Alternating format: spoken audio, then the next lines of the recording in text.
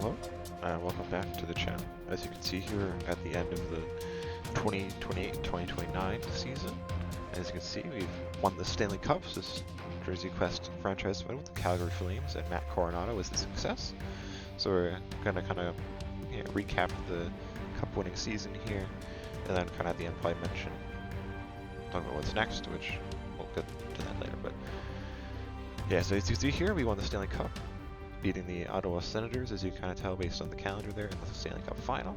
So I'll kind of go through the entire season, kind of from start to finish in a sense. So we'll start with the regular season.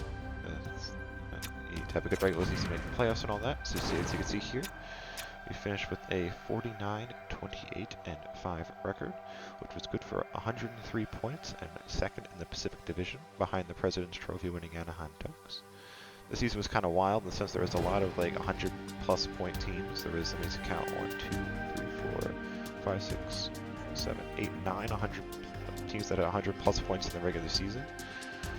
So there was feast or famine a little bit, because there was like the Sharks finished last in Pacific 47 points, which is pretty bad, and then the Flyers had 63, and Capitals 68, kind of towards the bottom of the Metro. So it's kind of feast, like kind of big gap between the top and the bottom teams this season. And like there's in the Atlantic Division, every team was above 500. At least they had more than 82 points, which is kind of crazy as well. Oh yeah, so we had a pretty solid regular season. There was 103 kind of points out of the regular season, which what you'd think would be good enough for us, but it wasn't. We were fine team that won the President's Trophy, but not a huge deal. Kind of in terms of goals for and goals against per game, we had 3.17 goals for per game, which is 13th in the league. Like scoring was kind of pretty high this season in the league. Then in terms of goals against per game, we were 2.73 goals against per game, which is 4th. So we had very good defensive goaltending this season. Gonna help propel us into the playoffs. In terms of leading scorer, as you can kind of see here, it was Marty Necas with 75 points. Kind of looking at the spread of that, it was 29 goals and 46 assists for 75 points. And then kind of see Matt Coronato here is second on the team. Kind of regression from last season, where the whole team's kind of scoring went down, even because I kind of think the scoring kind of spread out a lot more compared to previous seasons, I guess, maybe. But Matt Coronato finished with 30 goals, 36 assists for 66 points, which is still pretty respectable. IMO, and kind of Huberto here, finishing with 21, 44, and 65. So our second line kind of was carrying the scoring, because the guys were all on the second line because of their kind of Coronato and just had perfect scheme fit, and then Huberto was kind of close enough, and he had an X factor at the start of the season, I guess because of his age and stuff. X factor's gone away, but not a huge deal anymore because we won the cup, so it's not like it really matters. But yeah, it's because our top line was here as Dylan Strome, 84 overall, Chinikov, 82 overall, not Josh Morrissey, and Gurianov, 83. So our second line, like our first line in the game, is basically like a third line, really, if you're kind of like trying to build an ideal team. Like that's like kind of third line potential players. Like you see, like we're all third line checking forward, third line scoring forward, third line scoring forward. So like we basically had like our second line was basically our first line. We basically had 2 third lines just because like the scheme fit and all that stuff. Which is why I kind of like the whole coaching thing, because it kind of forces you to do kind of funky stuff with your lineup instead of just slapping like all your best players together and stuff. So that's why I kind of like this system. I like doing Jersey Quests, kind of these more modern games where the coaching is a thing, so it makes it a little more interesting. Even if it is kind of a broken system at times, with kind of prospects not getting some of the like scheme fit things generated like ever, so it kind of makes it hard to fit certain coaches' schemes and stuff. But it's neither here nor there. Yeah, so regular season pretty solid. Kind of in terms of awards, we'll kind of look at the individual awards. That kind of recaps the regular season as well. So the Art Ross went to Cole Caulfield, who finished with 105 points. He was tied with Austin Matthews, but I think he had more goals. He wins the Art Ross trophy. Here's the Hart. Austin Matthews with 105 points. Norris went to Adam Fox again. Lady Bing to Cole Caulfield. Calder, I'm guessing that's like a computer-generated guy. Conn Smythe to Matt Coronato, so we'll kind of get into that in a second. Vezina went to Stuart Skinner, the New Jersey Devils, not the Edmonton Oilers. The Jennings went to just Joey Decord of the New York Rangers. The Masterton went to Zach Whitecloud of the Minnesota Wild. Jack Adams went to Winnipeg's coach. They finished the second wild card with 93 points. So I mean, this team is kind of stacked at the top. Kind of a lot of these divisions, they had 93 points for the second wild card in the West.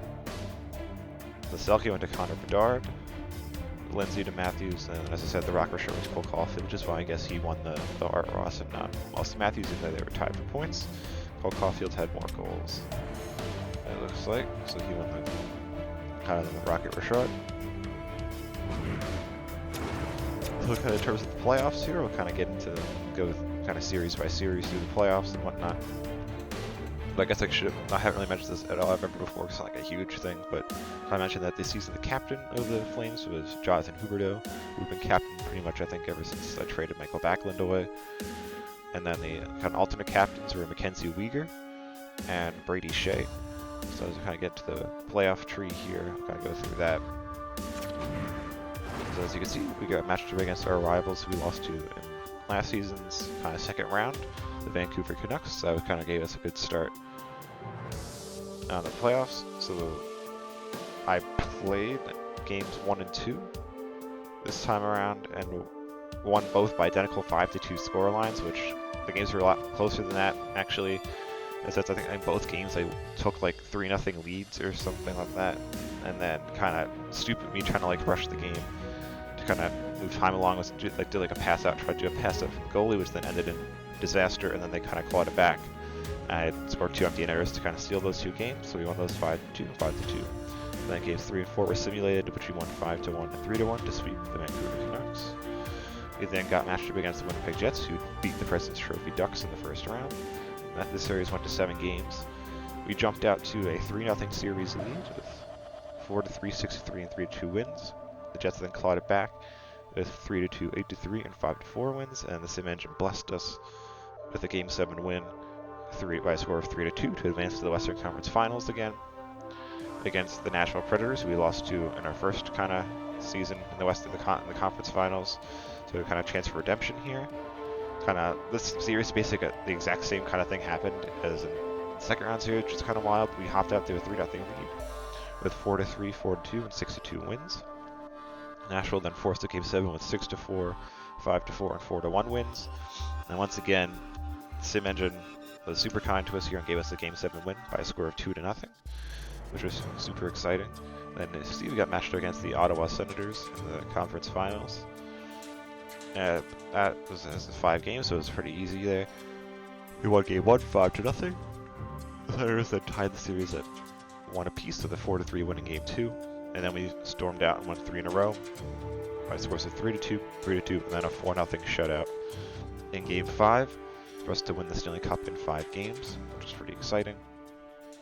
So kind of last thing to, I guess, kind of go through here is kind of the scoring in the playoffs. Regular season, not a huge deal, but playoff scoring is kind of go through here. So Matt Coronato, as you kind of saw when we did the awards, won the Conn Smythe Trophy as playoff MVP with his 15 goals, 18 assists for 33 points, which is well over a point per game, which is really solid. Basically, like, he scored half his regular season total in like under half the games, which is absolutely kind of wild, because he scored literally just like double both of his things. Because in the regular season he scored 30 goals and 36 assists for 66 points. In the playoffs here, 15, which is half of 30, and 30 and 18, which is half 36 for 33 points. In 23 games versus 82 games is kind of crazy. So Matt Coronato really kind of went off this playoffs. He's also kind of had to clutch their 3-game winning goals, which is pretty solid. And kind of the second line was kind of our carriers here with Huberdeau and Nate just kind of potting 26 and 23 points, which is kind of wild. And then kind of going through the rest, kind of to scroll for the rest of the roster here. So Strome, 18, got a bunch of guys 18 points. Strome, Morrissey, and Chinnikov. Fedor, Svechkov, kind of on the third line here. This is the kind of our third line right here. Svechkov, Barry, and Cunning. Barry's who's like the 5th overall pick, I think, is like how you mentioned last season's thing in the 2027 draft. So he was kind of clutch for us. And then Gurianov here, kind of, so the first line wasn't too hot, only 13 points. Sean Walker, who, as I said, we brought back for another season there. Christian Fisher on the 4th line. So here's kind of our 4th line. Spike Oshie, another kind of CPU generated guy. He was, I think, also, yeah, the 2027 draft, he was 89th overall, so that was kind of crazy. He like popped that quickly up. Like 2 seasons later, he was ready for an NHL contract, but he had a pretty decent kind of go there. And then Brady Shea and Maketsu Uyghur, so kind of defensive mostly here at the bottom. And then Tanner Janot kind of on the fourth line, grinders. Grushnikov. So in terms of kind of goaltending, let's look at kind of Swayman played every game in the playoffs. So all 16 wins. And then our kind of 7 losses, the 6 kind of 3-3 in the 2 round 2 in Western Conference Finals, and the 1 in the Cup Final. 3 shutouts along the way, which were Game 7 against Nashville in the Conference Finals, and then Game 1 against the Senators, and the series deciding for Game 5 against the Senators as well. So 915 save percentage and 2.66 goals against average is pretty solid. I'd say that's really good stuff. So he kind of ended up, I was initially concerned after that first season that he was going to be worth the contract. I kind of anchored us down with the bad goalie, but he turned it around really nicely here. I kind of was pretty clutch and pretty solid for us in both the regular season and the playoffs this year to help us win the Stanley Cup, which is really nice. So actually, let me just re-pull up that as I kind of wrap up here. So here's Matthew Coronato, which I don't understand this game sometimes, where it says the potential is top 9 forward medium now instead of top 6 forward, even though he's an 86 overall with an X factor that the game gave him, I guess, because it's good performances. So whatever, but yes, this is the as we won the cup, we kind of just recap the entire cup winning season here and everything. This is kind of the end of this kind of Jersey Quest franchise mode series.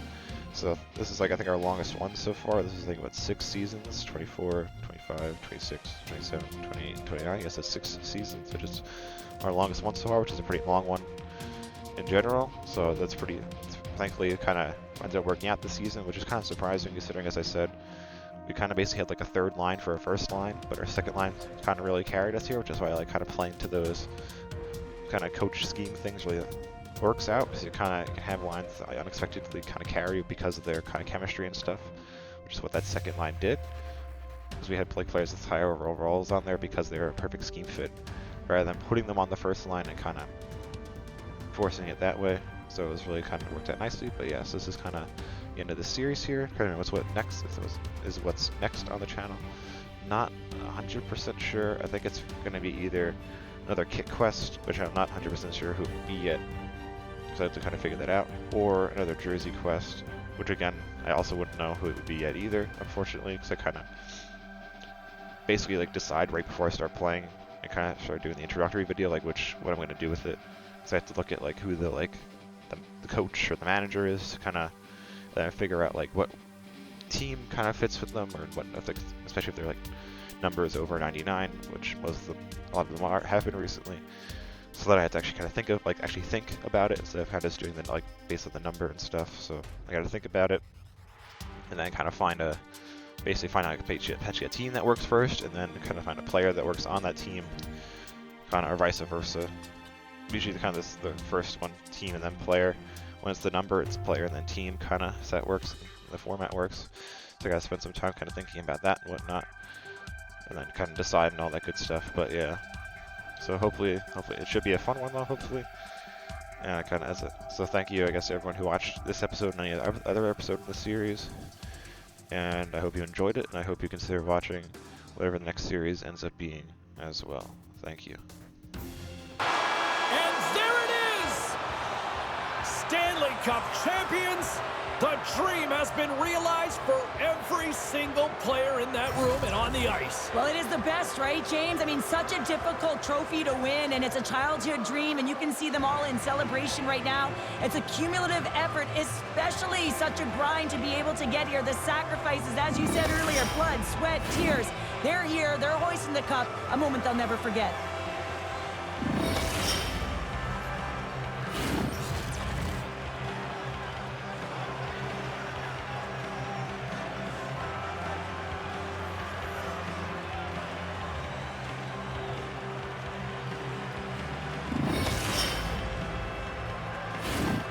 Here comes the cup and a lot of excited fingertips looking to get their hands on it. Well, it is the dream, and of course, who is going to hoist it over their head first? That's the question, James. Can't wait. And here comes Cap, the engine, the lifeblood, the heart and soul of this squad. And he's finally a Stanley Cup winner. Yeah, for the first time to be able to hoist that cup is an incredible feeling. I can just imagine the emotion that's circulating through his veins. But he has done everything for this team, both on and off the ice. This is a deserved and earned moment.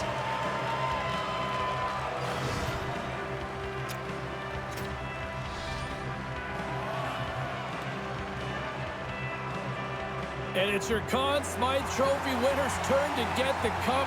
Man, he was electric. Oh, he was outstanding, wasn't he, James? And he hoists the cup, and he knows. I mean, you always want to feel like you contributed as a player, and the feeling goes that much further. But how about his production leading in goals? I mean, he was incredible.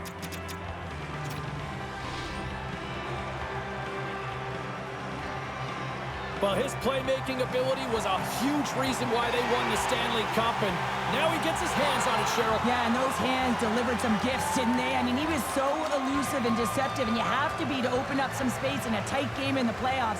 Now they're all rewarded with the Stanley Cup.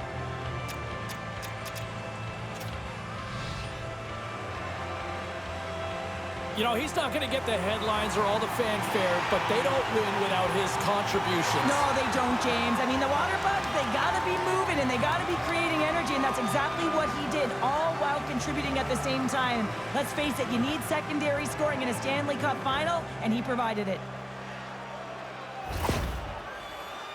Cheryl, I love this moment. Nobody ever looks their best in this picture, but this is the moment everybody loves. Oh, you're grizzled, you're sweaty, you're banged up, you name it, you've been through it, but you did it all. You sacrificed your body, you sacrificed everything to be in the moment, each and every one of you.